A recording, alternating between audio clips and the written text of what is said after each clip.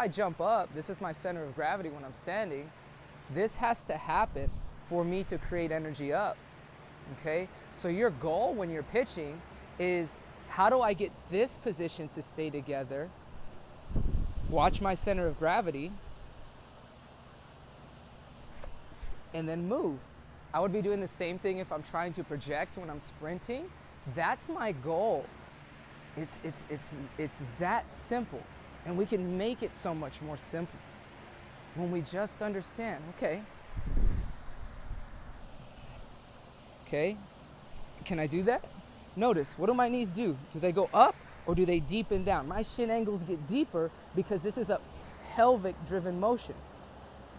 If I pick my head and shoulders up, did my knees go deeper or did everything go up? This is the motion that most of 90% of kids do, even if they're standing like this.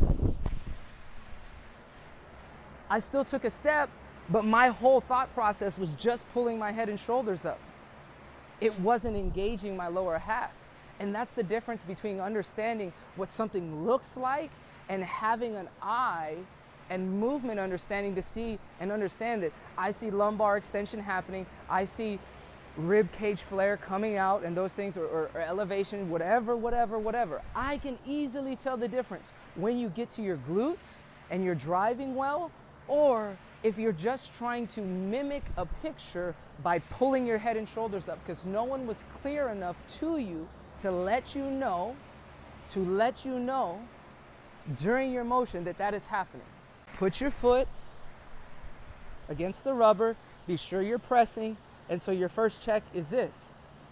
Check your front foot. If you can push yourself forward, if you can from this easily push yourself forward, that's where your foot should be.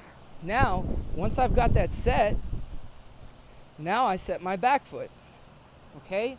If I can't do that from my stance, you're not in position to drive the hips forward, period.